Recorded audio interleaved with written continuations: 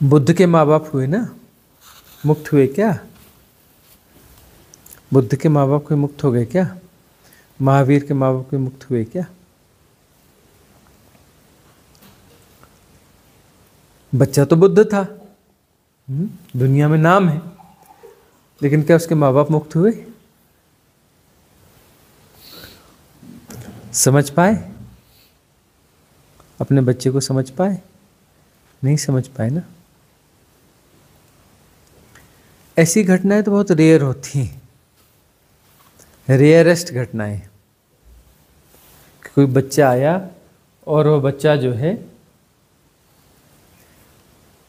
माँ बाप उस कारण जो है मुक्त हो पाए। मेरा प्रश्न वो नहीं था, मोर मेरा डिलीवरी हिस्ट्री सॉरी। तो ये जो व्यर्थ की बातें हैं, बहुत सारी बातें हो सकता है बहुत महान बातें हों, लेकिन हमारा विषय पारमार्थिक सत्य का है। विषय से भटकना बहुत आसान है। इस प्रकार की चर्चाएं जो फ्लो जा रहा है, उस फ्लो में भी बाधा देती हैं। जब हमारी बात जा रही है तो उसमें बाधा दे रही हैं, ये बातें सहयोगी नहीं है।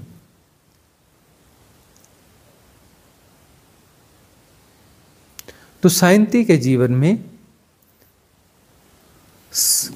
इतनी गहराई होते हुए, मुमुक्षु होते हुए लौट आई है। तो जब हम इसकी चर्चा कर रहे हैं तो ये चर्चा हर गहरे साधक के लिए उपयोगी है, हर गहरे साधक के लिए उपयोगी है कि लास्ट मोमेंट में भी जाके लौट के आ सकता है। पिछली रिट्रीट हुई, यह रिट्रीट हुई और 3 घटनाएं घट चुकी हैं। 3 घटनाएं घट चुकी हैं कि बुद्ध होते होते रह गए, आने के बाद जरा सी बात थी, सुई की नोक के बराबर बात थी और लौट गए। 3 घटनाएं घट चुकी।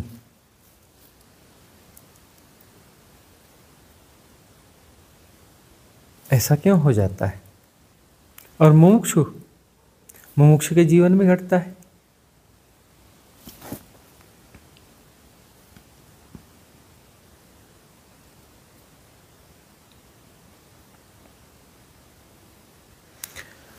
बहुत सजगता की जरूरत है, इसलिए कहते हैं बहुत कठिन है डगरपन घट की। कौन जिम्मेदार है? वह जिम्मेदार है, वह जिम्मेदार है, वह जिम्मेदार है। कौन जिम्मेदार है? खुद। चूक हमसे होती है। अपने हिप्नोटिज्म को हमें ही पहचानना पड़ेगा।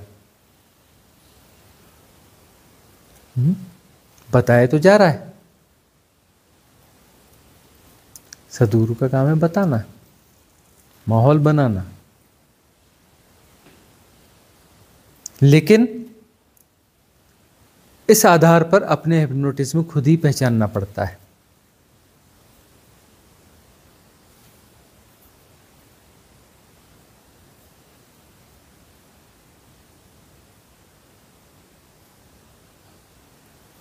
समाज तुम्हें लगातार हिप्नोटाइज कर रहा है। नैतिकताएं तुम्हें कभी मुक्त होने नहीं दे सकती। मुक्ति का क्या अर्थ है? सेपरेशन के बोझ से मुक्ति, और कोई मुक्ति नहीं है। मुक्ति का क्या अर्थ है? ऐसे देखा जाए तो मुक्ति तो कुछ होती ही नहीं, लेकिन मुक्ति होती है, सेपरेशन के बोझ से मुक्ति। वो सारे हिप्नोटिज्म जो तुम्हारे सेपरेशन को क्रिएट करते हैं वह डिसॉल्व होने चाहिए। और कितनी बारीक बात है, ऐसे तो समझ में आ गई, और अब हमने आज उसको एक नई तरीके से खोला कि तुम्हारी कोई लाइबिलिटीज नहीं है। ये बात तो तुम्हारे दिमाग में थी नहीं, थी? तुम्हारी कोई लाइबिलिटीज होती नहीं, किसी के प्रति कोई भी लाइबिलिटी नहीं है, कभी भी नहीं है, किसी की भी लाइबिलिटी नहीं होती। लाइबिलिटी है तो तुम सेपरेशन को जी रहे हो। तुम कहते हो कि माँ बाप के प्रति लाइबिलिटी है, फलाने के प्रति लाइबिलिटी है, ये लाइबिलिटी है, वो लाइबिलिटी है, और इसी कारण तुम जो है माँ बाप की भले कितनी सेवा और बातें करते हो, लेकिन कहीं ना कहीं कभी कभी क्रोध से भर जाते हो उनके प्रति भी। कहाँ झंझट में फंसे हुए। अंदर से कहीं ना कहीं छटपटाहट होती। ये ऐसे उपदेश बहुत सारे बच्चे सुनते हैं और जो है बाद में माँ बाप के खिलाफ हो जाते हैं, क्योंकि उन्हें प्रतिरोध पैदा होता है कि ये क्या, क्यों। प्रेम तो है नहीं, प्रेम का सब्स्टिट्यूट है। समाज जो देता है ना लायबिलिटी की धारणा, ये प्रेम का सब्स्टिट्यूट है। प्रेम अपने आप में परिपूर्ण है। यदि प्रेम है तो कोई लायबिलिटी नहीं है, लेकिन जो है केयर होगी, बड़ी प्रति संवेदन के द्वारा केयर होगी। प्रति संवेदन के द्वारा केयर होगी। उसमें फिर माँ बाप भी जरूरी नहीं है, और कोई भी होगा तो उसकी भी केयर होगी, और उसी प्रेम से होगी, उसी सहजता से होगी।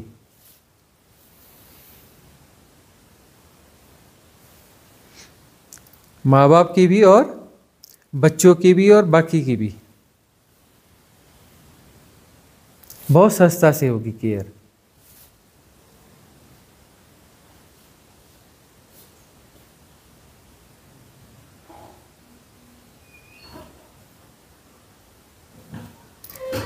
अब जहां पर इस प्रकार के हिप्नोटिज्म और प्रपंच रहेंगे, वहां पर प्रेम के लिए जगह कहां से बचेगी?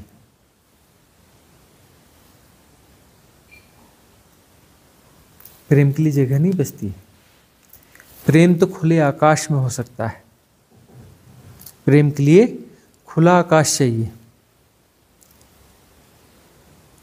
प्रेम इधर से टकरा के उधर से टकरा के उधर से टकरा के कहीं जगह बनाता हो, ऐसा प्रेम नहीं हो सकता। प्रेम होता है खुला आकाश।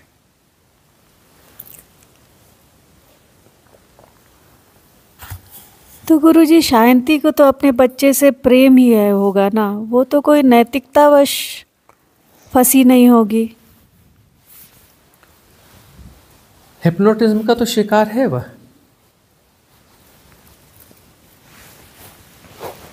बच्चे से प्रेम कैसे हो सकता है?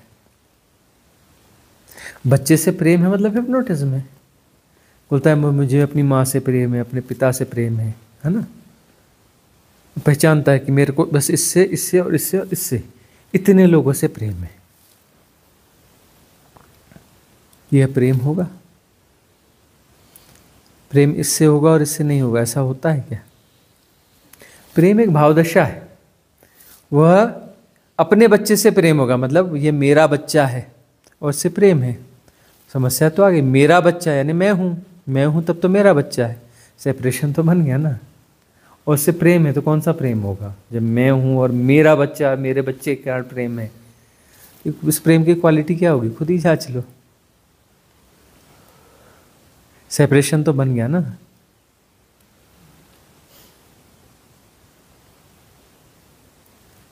मैं मेरा, यही तो समस्या है ना। वहाँ लाइबिलिटीज हैं, लाइबिलिटीज इरिटेट करती हैं। लाइबिलिटीज क्या करती हैं? इरिटेट करती हैं। वो प्रेमी प्रेमिका होते हैं ना, नए एक दूसरे की स्वतंत्रता का ख्याल रखते हैं, है ना। कितना आनंदमय रहता है प्रेम। जैसे जैसे पुराना होता है ना, तूने ऐसा क्यों किया, तूने वैसा क्यों किया, ये मत करना, वो मत करना, रेस्ट्रिक्शंस। और फिर उसके बाद में नहीं ये तो मेरी लायबिलिटी है। नियम कायदे वो सब चीज़ें आने लगती हैं। ये तेरी लायबिलिटी है, ये मेरी लायबिलिटी है।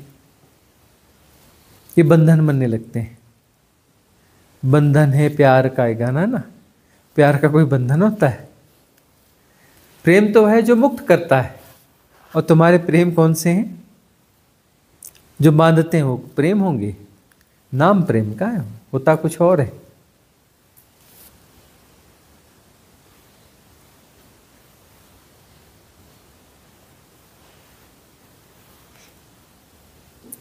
तो हमारे पास जो है झूठी परिभाषाएं हैं, झूठे हिप्नोटिज्म है, वो हमें उलझाते पुलझाते रहते हैं।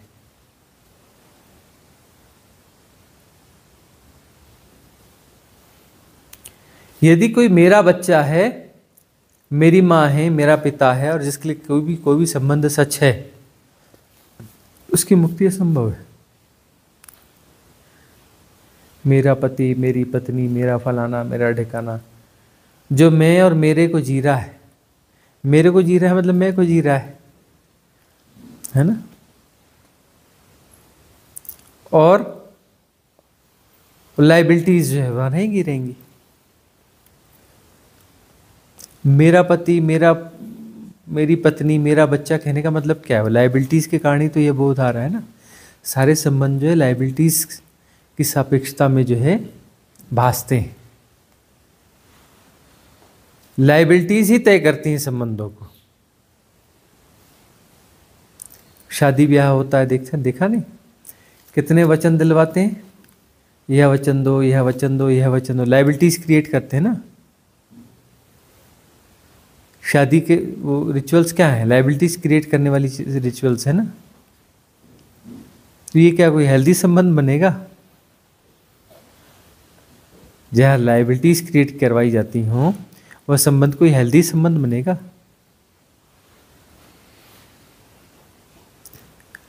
तो सच तो बहुत कड़वा है, सब हिला देता है। किसको हिलाता है? सेपरेशन को हिलाता है। दूसरा अनंत को तो तुम हिला नहीं सकते, हिलेगा तो सेपरेशन ही। कड़वा सच हिलाता है किसको? सेपरेशन को हिलाता है।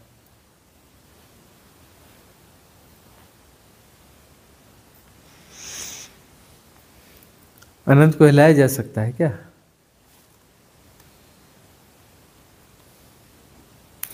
तो हिप्नोटिज्म देखना है कि हमारे भीतर कहाँ कहाँ जड़ें फैला के बैठे हुए हैं। कौन कौन से हिप्नोटिज्म है जो हमारे भीतर जड़ें फैलाकर बैठे हुए हैं। उन सारे हिप्नोटिज्म को हमें समझना पड़ेगा। और सारी साधना जो है हिप्नोटिज्म को डिसॉल्व करने की साधना है।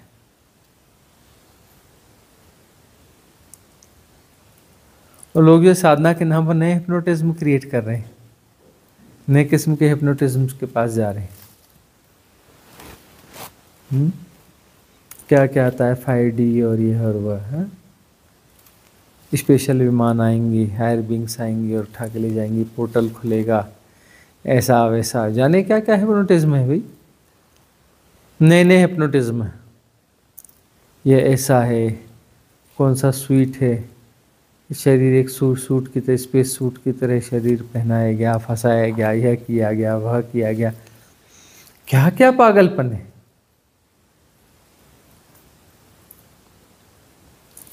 ऐसे पागलपनों को तुम जो है उसकी तरफ आकर्षित हो रहे हो और कह रहे हो कि तुम्हारी आध्यात्मिक यात्रा हो रही है।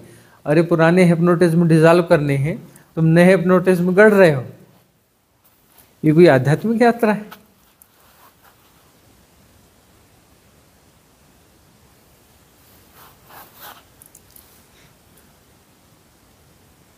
तुम टूटे टूटे क्यों हो? तुम टुकड़े टुकड़े क्यों हो? ये इन्फ्लुएंस तुम यही तो काम करते हैं, तोड़ने का।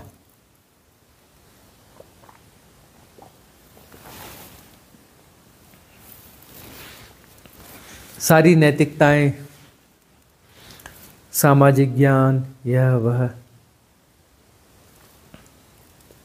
तुम्हें तोड़ देते हैं, तुम्हारी सहजता से अलग कर देते हैं, अलग टुकड़ा बना देते हैं। और प्रशिक्षण तुम्हें दिया जाता है। सारे प्रशिक्षण सेपरेशन के प्रशिक्षण हैं।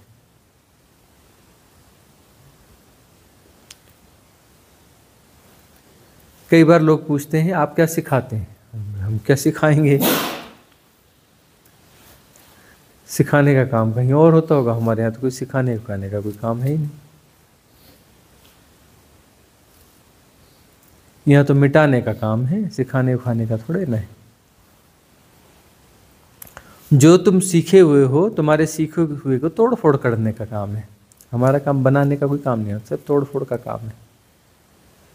जो भी तुम सीखे हो वह मिटा दिया जाएगा।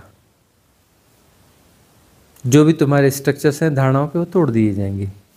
दिया कुछ नहीं जाएगा। देने वाला रोल ही नहीं है यहाँ, लेने वाला रोल है। बनाने वाला कोई काम नहीं है, तोड़ फोड़ वाला काम है। इसलिए बहुत सारे लोगों को ये बात समझ में नहीं आती।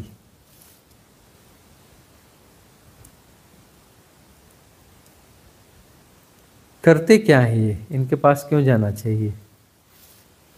कुछ लोग ऐसे प्रश्न करते हैं कि आपके पास क्यों आना चाहिए। हम कहते हैं हमारे पास आना ही नहीं चाहिए। किसने कहा तुम्हें आने के लिए? मौज करो जहां हो। क्यों आना चाहिए? मैं बताऊं कि क्यों आना चाहिए? बिल्कुल नहीं आना चाहिए।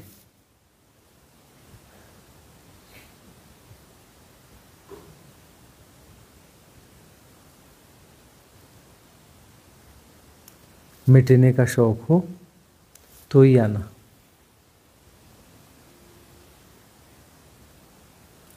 पहचानो कितने हिप्नोटिज्म को तुम जी रहे हो। एक हिप्नोटिज्म भी बाकी है तो तुम्हें वहां से लौटा लाएगा।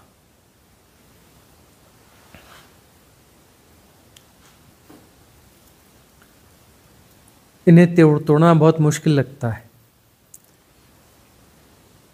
क्योंकि तुम इन्हें बचाना चाहते हो। यदि तुम इन्हें बचाना ना चाहो तो तोड़ना बिल्कुल मुश्किल काम नहीं है। इन्हें तोड़ना बहुत मुश्किल काम नहीं है यदि तुम इनसे बचाना ना चाहो तो। इनकी सारी ताकत जो है तुम्हारी दी हुई ताकत है। ताकत लगातार देनी पड़ती है, तुम लगातार ताकत दे रहे हो। कोई भी चीज़ यदि है तो उसको ताकत तुम ही दे रहे हो, लगातार दे रहे हो। ऐसा नहीं है एक बार ताकत दे दी और वो सर्वाइव करती रहेगी। वो ऐसी चीज़ है कि तुम उसे लगातार ताकत देते रहते हो, लगातार फीड करते हो। तभी कोई धारणा जिंदा रह सकती, नहीं तो जिंदा नहीं रह सकती। यदि तुम उस पर अपना समर्थन वापस खींच लो, अपना सहयोग वापस खींच लो, तो कोई भी धारणा जिंदा नहीं रह सकती, सर्वाइव नहीं कर सकती। इसलिए तुम्हें ना सोचना कि ये बहुत कठिन है। कठिन वठिन कुछ नहीं है। बस तुम अपना समर्थन वापस खींच लो, तो अपना सहयोग वापस खींच लो, सारी धारणाएं भरभरा के गिर जाएंगी।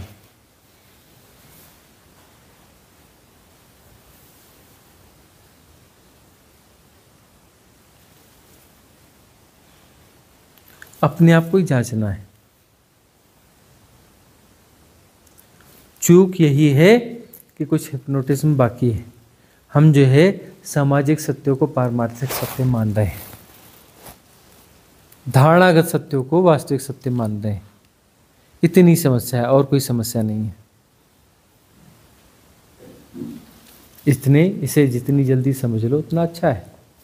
आज समझ लो, कल समझो, 10 दिन में समझो, 10 साल में समझो, 10 जन्मों में समझो। समझना तो यही पड़ेगा,